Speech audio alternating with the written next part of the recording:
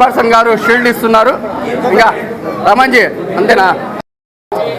మరి దాదాపుగా 200 మందిని పోగు చేసినటువంటి ఘనత హరిప్రసాద్ ఉంది. అందుకే రాజ్యాధికారి జేఏసీ ఆధ్వర్యంలో అతనికి ప్రత్యేకంగా నిశ్చలతోనూ మొమెంట్తోనూ పూలమాలతోనూ సత్కరించడం జరుగుతోంది. మేడం గారు పల్లవి మేడం గారు, లతా గారు మరి ఈ యొక్క షేడింగ్ తీసుకుంటున్నారు. ఫిరోజ్ ఖాన్ గారు అనేక కార్యక్రమాలకి మరి మా జేఏసీకి సహాయ సహకారాలు అందిస్తున్నటువంటి వారికి ధన్యవాదాలు తెలుపుతున్నాం. మరి నెక్స్ట్ అప్పిచర్ల ప్రసాద్ గారు తీసుకోండి.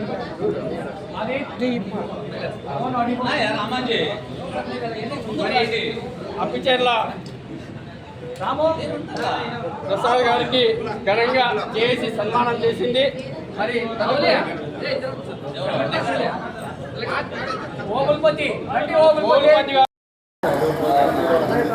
పిసిసి మరి ఏమ్మా చాలా లేట్గా వస్తుంది, లేట్గా మీద పాల్గొని మాట్లాడాల్సిందిగా కోరుతున్నాను. అనేక ఉద్యమాలు బహుజన రాజ్యాధికారమే అంతిమ లక్ష్యంగా వయసు దాదాపు 60 సంవత్సరాలు పైబడినా కూడా ఇప్పటికీ యువకుడుగా మరి వాడవాడ ఎండనక వాననక రెప్పనక తిరుగుతున్నటువంటి మరి ఇండియా బీఎస్పీ పార్టీ రాష్ట్ర ఉపాధ్యక్షుడు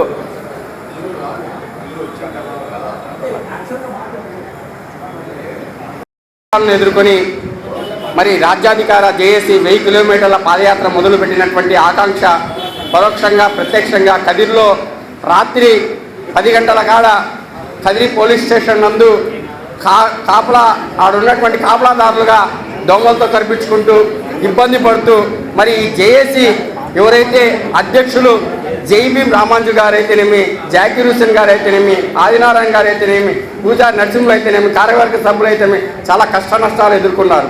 అవహేళనకి, అవమానానికి, అన్యాయానికి గురైనటువంటి వారు. కానీ ఈరోజు వాళ్ళ మహాసంకల్పం మరి గొప్పగా కీర్తించబడింది. వారికి ఈరోజు 10 మందికి సన్మానం చేయగలుగుతున్నారంటే ఆ ఒక్క గొప్ప ఘనత ఆర్టీటీ. మరి ఈ కార్యక్రమాన్ని ఉద్దేశించి బహుజన రాజ్యాధికార జేఏసీ చైర్మన్ జైబీం రామాంజనేయులు మాట్లాడుతుందని కోరుతున్నాను. ధన్యవాదాలు తెలియజేసుకుంటున్నాను.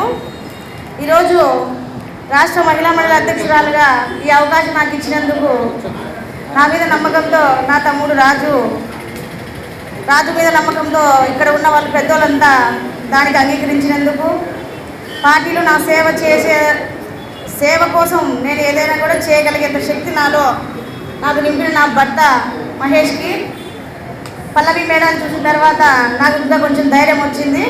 ఫస్ట్ టైం నేను ఇంతమంది ముందర నేను మాట్లాడడం. ఒక ఆడది ఇంట్లోనే ఉండాలి, ఇంటి పనే చేయాలి అనేది లేకుండా నాకుండే చిన్న కోరిక ఈరోజు నా తమ్ముడి రూపంలో వీళ్ళందరి ముందు నేను గర్వంగా మాట్లాడగలుగుతున్నాను. ఏదైనా తప్పుగా మాట్లాడితే అందరూ నన్ను ఒక చెల్లిగా ఒకలా భావించి మంచి చేయడానికి నేను మీ ముందుకు వచ్చాను. ఏదైనా తప్పు ఉంటే క్షమించండి. సెలవు తీసుకుంటున్నాను. ఆయన మనం అడగనే ఒబ్బోడుకు సంబంధించినటువంటి ఒక ఏదైతే ఆఫీస్ పెట్టుకోండి దాన్ని పూర్తి స్థాయి సహకరిస్తామన్నారు. ఇటువంటి వారు ముందుకు రావాలి, ఇటువంటి వారి నాయకత్వం మనకు అవసరం ఉంది. కాబట్టి అదేవిధంగా పల్లవి మేడం గారు చాలా యూత్, ఆయన ఎనర్జెటిక్. ఇక్కడ ఉన్నటువంటి మౌలానా నవాజ్ గారు ఆయన ఎనర్జెటిక్ అండ్ యూత్.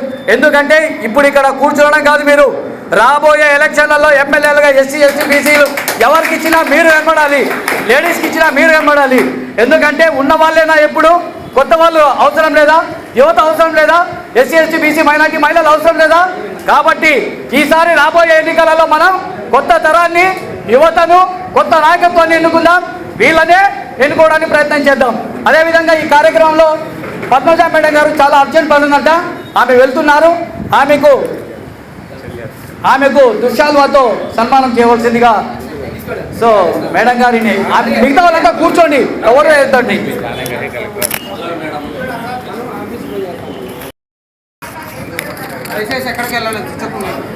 దయచేసి ఎక్కడికి వెళ్ళొద్దండి. ఒక 10 నిమిషాల్లో సమావేశం ముగుస్తుంది. మరి ముఖ్యంగా మనకి సహాయ సహకారాలు అందించినటువంటి ప్రధానమైనటువంటి జిల్లా నలుమూల నుండి వచ్చినటువంటి మన స్నేహితులకి, శ్రేయోభిలాషులకి అందరూ కూడా సన్మాన కార్యక్రమాలు ఉన్నాయి. దయవుంచి అన్నేగా భావించకుండా అందరూ కూడా ఎవరికి కేటాయించినటువంటి ఎవరు కూర్చున్నటువంటి స్థానాల్లో వాళ్ళు కూర్చోవలసిందిగా కోరుతున్నాము. మరీ ముఖ్యంగా ఇంకొక 10 నిమిషాల్లో ఈ సమావేశం ముగిస్తుంది. స్వతంత్రం రాకమునుపు స్వతంత్రం వచ్చిన తర్వాత కూడా 100 సంవత్సరాల తర్వాత బార్ కౌన్సిల్ అధ్యక్షురాలుగా మహిళల్ని ఎన్నుకోవడము అనేటువంటిది, అంటే 100 సంవత్సరాలు పట్టిందంటే ఎంత మహిళలు వెనకబాటును అనుభవిస్తున్నారో అర్థమవుతుంది.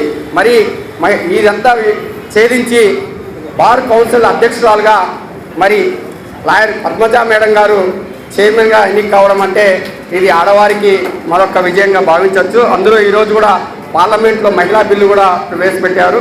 ఈ శుభ సందర్భంగా ఈ సమావేశాన్ని ఉద్దేశించి మేడం గారు మాట్లాడాలని కోరుతున్నాను. శ్రీమతి పల్లవి మేడం గారికి అలాగే సార్ మీకు నా ధన్యవాదాలు తెలియజేసుకుంటున్నాను. ఈరోజు ఆర్టీటీ సంస్థ కోసం ప్రాణాలకు తెగించి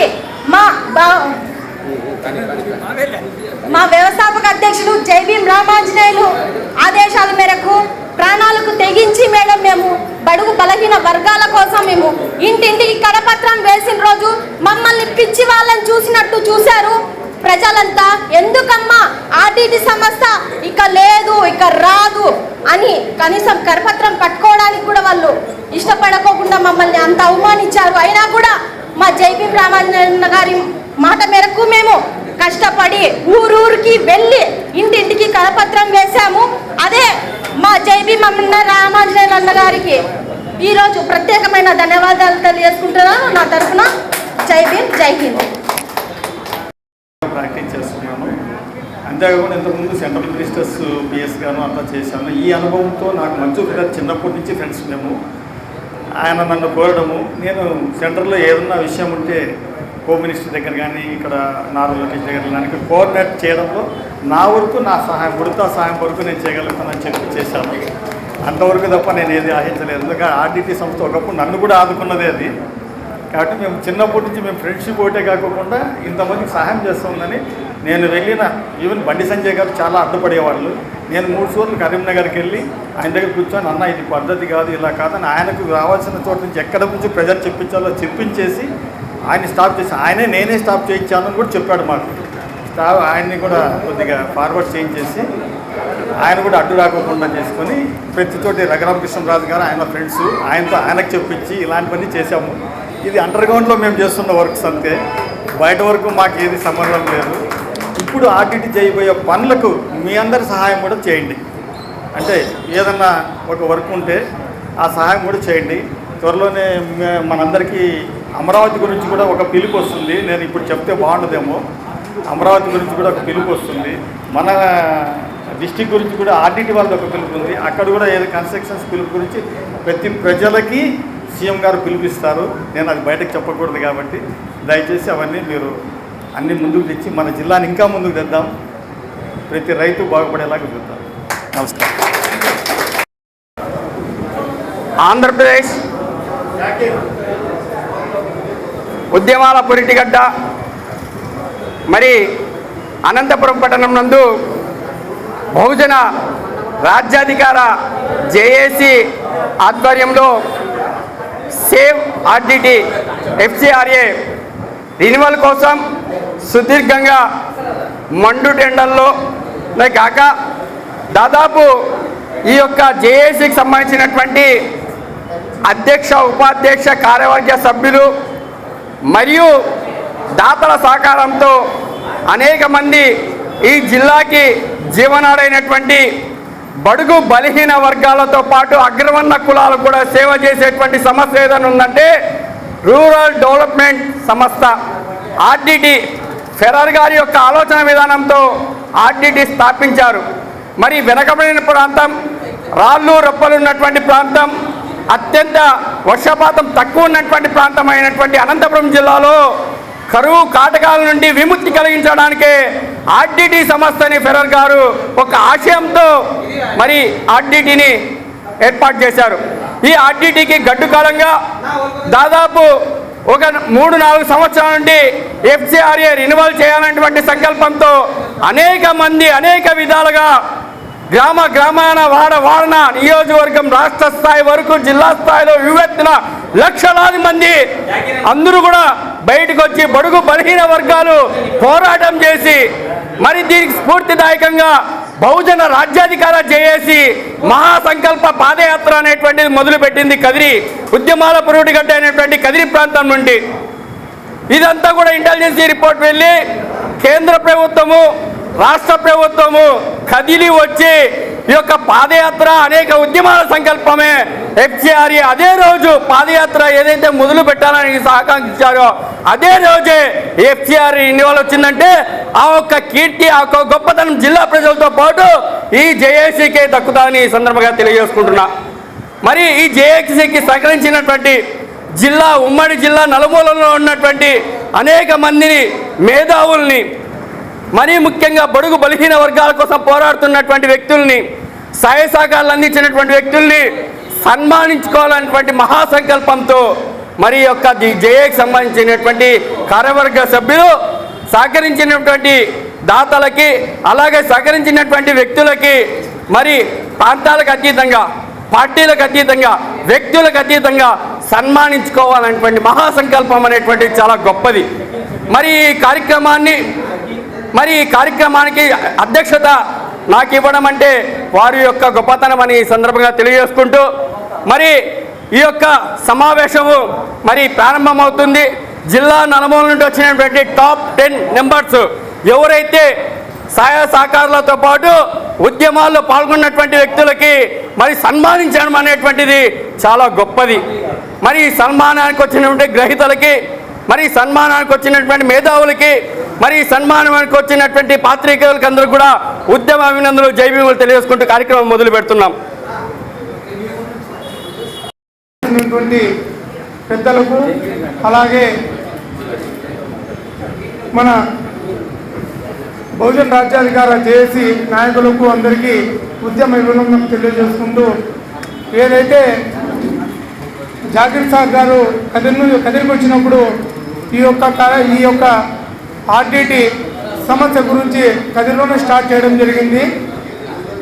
ఈ సమస్య గురించి కదిరిలో ఒకసారి ప్రెస్ మీట్ పెట్టి సమస్య గురించి ఏం చేద్దామని చెప్పేసి డిస్కషన్ చేసినప్పుడు కదిరి నుంచే స్టార్ట్ చేద్దామని చెప్పడం జరిగింది. అదేవిధంగా ఈ FCRA రెన్యువల్ చేయాలని చెప్పేసి దీని గురించి ఎంతోమంది ఊరున కూడా ధర్నాలు అదేవిధంగా ర్యాలీలు నిర్వహించడం జరిగింది. మొట్టమొదటగా కదిరి నుంచి 1000 కిలోమీటర్లు పాదయాత్ర ఒక గొప్ప సంకల్పంగా ఒక గొప్ప శక్తిగా జాకిర్ హుస్సేన్ సార్ గారు ప్రారంభం చేయడం జరిగింది. మామూలుగా నాయకులు రాజకీయ పార్టీ నాయకులు ఎవరైనా కావచ్చు వాళ్ళు పాదయాత్రలు చేసేది అధికారాల కోసం చేస్తారు. కానీ ఈ యొక్క ఆర్టీటీ సంస్థను FCRAను వెనక్కి తీసుకొని రావాలి. అనంతపురం జిల్లా కరూరు జిల్లాగా మనమందరం చూసాం. ఉమ్మడి జిల్లాలకు వైద్య సేవలు అందించడంలో మొట్టమొదటగా ముందుండే ఒక స్వచ్ఛంద సంస్థ ఏదైనా ఉందంటే అది ఒక ఆర్టీటీ సంస్థ. ఇప్పుడున్న కార్పొరేట్ వ్యవస్థ వైద్యానికి అదేవిధంగా ఆర్టీటీ సేవా సంస్థ వైద్యానికి చాలా తేడా ఉందని చెప్పేసి ఈ సందర్భంగా తెలియజేసుకుంటూ ఈ యొక్క FCRA ఫండ్ను రెన్యువల్ చేయడంలో లోకేష్ బాబు గారికి ప్రత్యేకమైన ధన్యవాదాలు తెలియజేసుకుంటూ అదేవిధంగా ఈ గొప్ప సంకల్పానికి 1000 కిలోమీటర్ల పాదయాత్ర దిగ్విజయంగా పూర్తి అయింది కాబట్టి జాకిర్ హుస్సేన్ సార్ గారు అలాగే ఈ టీంకు బ్యాక్ బోన్గా ఉన్నటువంటి షఫీ అన్న గారికి ప్రత్యేకమైన ధన్యవాదాలు, గురువు గారికి ధన్యవాదాలు తెలియజేసుకుంటూ ఒక సమస్య ఛేదించాలంటే ముఖ్యంగా టీము బలంగా ఉండే కాదు బ్యాక్ బోన్ ఇచ్చే గురువు గారు కూడా చాలా గట్టిగా ఉండాలి.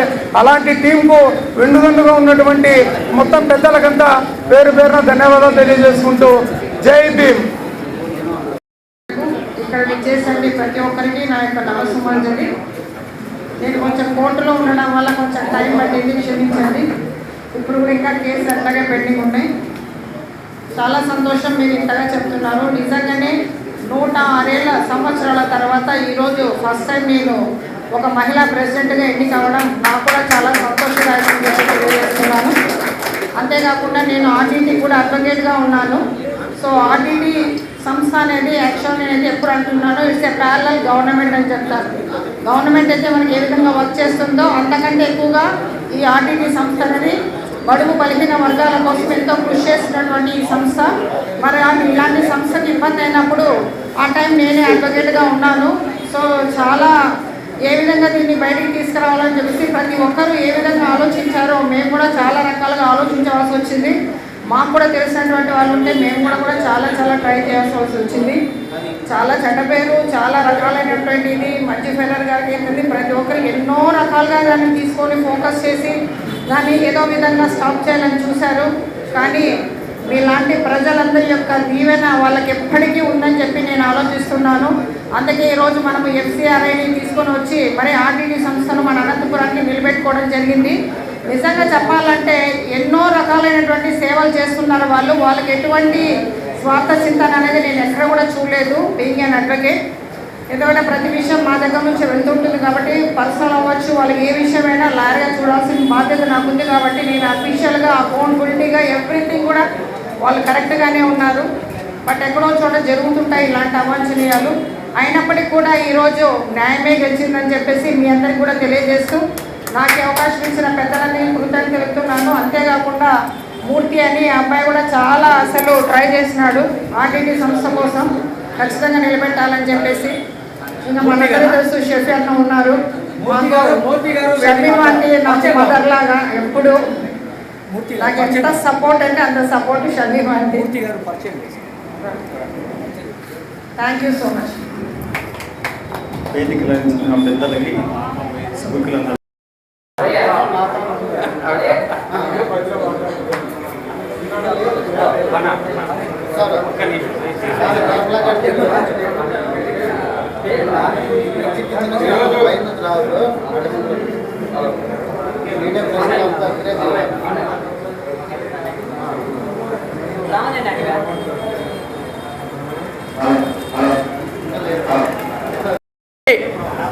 చెలో రాజధాని 1000 కిలోమీటర్ల పాదయాత్రలో కార్యవర్గాన్ని ఎన్నుకున్నారు.